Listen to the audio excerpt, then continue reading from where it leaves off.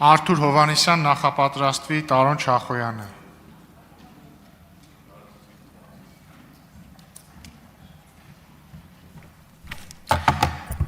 Ազգային ժողովի մեծարգո նախագահ, հարգելի խորհրդարան, սիրելի քաղաքացիներ, ողջունում եմ ձեզ։ Եվ Տիկին Գրիգորյան, քանի որ ինձ հիշատակեցիք, ես զուտ ասեմ, որ ես ասել էի, որ ձեր աչքերի մեջ հեկ եմ տեսնում, պարոն Քոչարյանի աչքերի մեջ մարտի 1-ն եմ տեսնում, հոկտեմբերի 27-ն եմ տեսնում, դուք դիմեցիք դատարան, չներկայացրաք դատական նիստերին, դատարանը գործը առանց քննության թողեց, ձեզ էլ ասեց, որ ինձ պետքա 15000 դրամ փոխհատուցեք փաստաբանական ծախսերի համար, չհասկացա 15000 դրամ։ Հիմա դուք բողոքարկել եք, տեսնենք ինչպիսի ընթացք ուրեմն կունենա դատական ընթացքը, հետեւաբար ինչ եք գալիս, ոչ մի չեք խոսում այստեղ, այդ 15000 դրամն էլ բարձր չեմ ուզելու ձեզանից, կարակ չտակ։ Հա, տանեք, բան, ավտոմեքենայի գույքար կմուծեք օրինակ, կարակ դրա վրա ծախսեք։ Եվ քանի որ անդրադարձած ձեր խմբակցությանը, պարոն Քոչարյանի ելույթին չեմ կարող չանդրադառնալ։ Պարոն Քոչարյանը նախորդ իր ելույթում, ոչ այսօրվա, եկավ եւ ասեց. այն ընտրակեղծիքները, որը որ դուք արել եք, այս սպիտակ շորերով ամպը գլխին, այն ընտրակեղծիքները, որը որ դուք արել եք, հետ կա թողելու մեր պատմության մեջ։ Հետքը գիտեք որն է ընտրակեղծիքների, դուք եք հետքը ընտրակեղծիքների, որ նստած եք այս դահլիճում, որովհետև ձեր ստեղծած քրեաօլիգարխիկ ընտրակեղծարար համակարգի պատճառով է, որ հնարավոր է եղել վերագործարկել ինչ որ չափով այդ համակարգը այս ընտրություններին փող բաժանելու մարդկանց տերորի ենթարկելու միջոցով ձայներ հավաքել եւ հայտնվել ազգային ժողովում, շարունակելու համար սպասարկել օտարերկրյա ուրեմն շահերը եւ շարունակելու համար պայքարել նրա համար, որ ձեր ապօրինի գույքը ձեզանից չխլեն։ Հիմա էլ եկել այստեղ Ծառուկյանի ապօրինի գույքն են պաշտպանում։ Ինչ եք այստեղ Ծառուկյանի, պարոն Քոչարյան, գնում եք, խոսում եք ու գնում եք, չեք լսում ձեր ասացի արձագանքները, ուստեղ ասում եք ուրիշ հարթությունում մենք կլուծենք այս հարցը, որ իմ հոր մասին այսպիսի բան եք ասում։ Նախ մենք ձեր հոր մասին չենք ասում, մենք ասում ենք Հայաստանի երկրորդ նախագահի աթոռը զավթած Ռոբերտ Քոչարյանի մասին, ով այո ձեր հայրն է, բայց դուք նրա խմբակցության պատգամավորն եք եւ ստանձնել եք այն քաղաքական պատասխանատվությունը եւ շարունակում եք այն քաղաքական հետագիծը, որը ձեր հայրն է ունեցել։ Եվ եթե հիմա ստեղ ասում եք ուրիշ հարթությունում այդ հարցերը կլուծենք, որ ուրիշտեղ որտեղ կարող է հոկտեմբերի 27-ին ազգային ժողովում դուք ոնց որ թե էտա ձեր հարցերը լուծելու ձևը մարտի 1-ով հոկտեմբերի 27-ով 2003 թվականի ընտրություններից եք խոսում, ասում եմ հայրն էլ է 49% ձայն հավաք։ Դուք ընդհանրապես մի հատ էլ գնացեք տեսանյութերը նայեք 2003 թվականին Հայաստանի Հանրապետության Երևանի փողոցներում ինչ էր կատարվում, մահակներով մարդկանց գլուխն եք ջարդում հետ ընտրական գործընթացների ժամանակ, երբ ինչ եք խոսում։ Ում եք դուք ընդհանրապես գժիտեղ դրել։ Եվ ազգային ժողովի նախագահի տեղակալի քննարկումն է տեղի ունենում, բայց իմ մոտ ընկալում է ոնց որ թե հայփոստի գործունեության վերաբերյալ լսումներա կամ քննիչ հանձնաժողովի եզրափակիչ մաս ենք ինչ-որ լսում։ Ժողովուրդ ջան, հարցեր ունեք, բոլոր լծակները, ռեսուրսներն ունեք դուք արդեն որպես իշխանության մաս օրենսդիր, քննիչ հանձնաժողովներ ստեղծեք, հրավիրեք համապատասխան պաշտոնյաներին, տվեք հարցադրումները, ստացեք հարցադրումները, գոհ մնացեք կամ գոհ մի մնացեք, եկեք ստեղից ձեր ելույթներն ունեցեք։ Հիմա ասենք ինչի մասին ենք մենք ընդհանրապես խոսում։ Պետական կառույցների աշխատավարձերի եւ պետական կառավարման ներքո անցած ընկերությունների աշխատավարձերի մասին ենք խոսում, համեմատում եք, դե ասում են մասնավորը հասկացանք, որ այսքան փող է տալի, պետական կառավարման ներքո լինող եղող կառույցների աշխատավարձերը խի այդպես բարձր։ Հա բա ամենալավ ծառայությունը իր քաղաքացիներին պետքա պետություն է մատուցի։ Բա պետքա բարձր լինեն պետական ծառայողների եւ պետության համար ծառայություն մատուցող ընկերությունների աշխատակիցների եւ հատկապես ղեկավար կազմի աշխատակիցները, որ Հայաստանի Հանրապետության քաղաքացին պետությունից ստանա ամենալավ ծառայությունները։ Դուք դա պետքա լավ իմանաք, պարոն Կարապետյան, որպես բիզնեսի գիտակ, հեծի նաեւ խորհրդի անդամ եւ այլն եւ այդպես շարունակ։ Գիտեք, հեծը հիշեցի, որ հեծից խոսում եք, եկեք նայեք այդտեղ ասեք այդ ինչու են հեծի աշխատակիցները ընդդիմադիր հանրահավաքներին մասնակցում։ Եկեք այդտեղ ասեք, դրա պարզաբանում արեք։ Կասեք, պարոն Ղազինյան, ինչու են աշխատանքից ազատվելու սպառնալիքի տակ հեծի աշխատակիցները մասնակցում ուրեմն ընդդիմադիր հանրահավաքներին ամենատարբեր ժամանակներում։ Գգաք եւ այստեղից կպարզաբանեք եւ ինձ զարմացնում է եք դուք խառնվում իրար պետականացնել բառից։ Պետականացնում են ապօրինի գույքը ժողովրդին վերադարձնելու համար։ այդպես տեղի է ունեցել, տեղի է ունենում եւ շարունակելու է տեղի ունենալ։ Շարունակելու է տեղի ունենալ այդպես։ Ապօրինի գույքը մի ընդհատեք ինձ, պարոն Կարապետյան։ Մի ընդհատեք ինձ, պարոն Կարապետյան։ Ահա։ Եվ պետություն բառից դուք սարսափում եք եւ ես այն օրը ձեզ հարց տվեցի, պարոն Կարապետյան, ոչ մի պատասխան չստացա։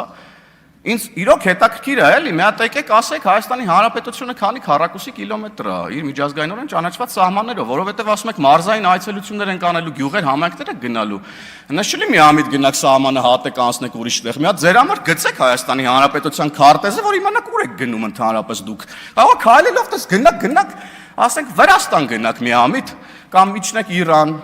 չգիտեմ, Ադրբեջան մի ամիտ հայտը, Թուրք ելնի դեմներդ մի ամիտ։ Գցեք Հայաստանի Հանրապետության քարտեզը, մի հատ իմանաք ուր եք դուք ընդհանրապես գնում, որն է ձեր հայրենիքը,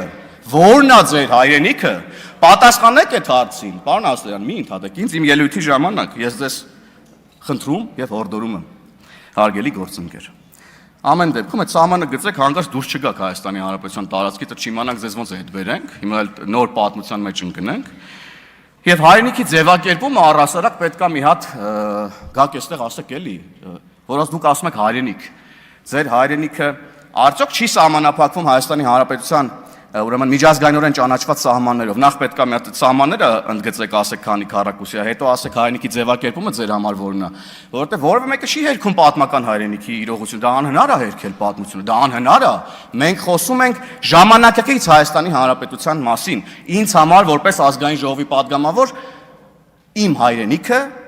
Հայաստանի Հանրապետությունն է իր միջազգայինորեն ճանաչված սահմաններով։ Այո, կա պատմություն, կա պատմական հայրենիք, բայց ես առաջնորդվում եմ որպես պետական գործիչ Հայաստանի Հանրապետության սուվերեն տարածքների պաշտպանության տրամաբանությամբ, ինչի համար երթվել ենք մենք միասին, իհարկե դուք առանց ոտքի կանգնելու, բայց ամեն դեպքում ստորագրել եք երթման տեքստը։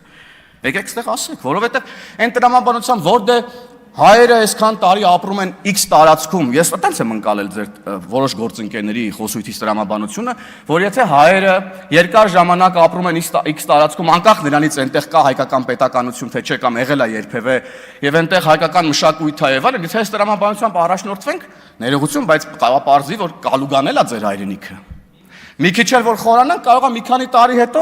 ասենք ԱՄՆ-ից տարածքային պահանջներ ունենանք, գնանք Գլենդելը ասեք, բան տվեք Հայաստանին, որովհետև այնտեղ միլիոնավոր հայեր են ապրում կամ 100,000-ավոր հայեր են ապրում։ Մի հատ այս տրամաբանությունն եկեք կիսվեք մեզ հետ։ Որն է ձեր տրամաբանությունը, որն է ձեր հայրենիքը, ինչպիսի տեսք ունի ձեր հայրենիքը։ Իրական հայրենիքը ժամանակակից, ոչ թե պատմական իրողությունների մասին ես չեմ խոսում, ես խոսում այսօրվա մասին։ Այսօր որն է ձեր հայրենիքը։ 150 տարի առաջ, որ լինեինք բոլորս, ուրիշ ձև էր լինելու հայրենիքի ձևակերպումը։ Ժամանակակից աշխարհում հայրենիքը մեր պետությունն է, միջազգայինորեն ճանաչված իր տարածքներով։ Հա, պարոն Ասլյան, բան էիք ասում։ Եվ շարունակելով, գիշերը 2-ին ասում հայտարարել եք, որ դուք հաղթել եք, երբ որ մենք, պարոն Հարությունյան երեք արդեն նկարագրեց մանրամասները։ Մեր ունեցած տվյալներով, բնականաբար, արձանագրում ենք այն տվյալները, որը այդ պահին կա, անում ենք քաղաքական հայտարարություն, շատ լավ իմանալով, որ մենք ենք այդ հայտարարության համար պատասխանատու։ Եթե օրինակ, ընտրությունների առավոտը կամ վերջնական արդյունքների հրապարակման ժամանակ էական տարբերություններ լիներ, մենք որպես քաղաքական թիմ այդ պատասխանատվությունը կստանձնեինք, բայց բան չի փոխվել, հետևաբար ինչի մասին եք դուք ընդհանրապես խոսում։ Այդ դուք չեք մենք հենց ընտրությունների հաշվարկի ընթացքում ենք այդ հայտարարությունը արել։ Դուք դեռ ընտրությունները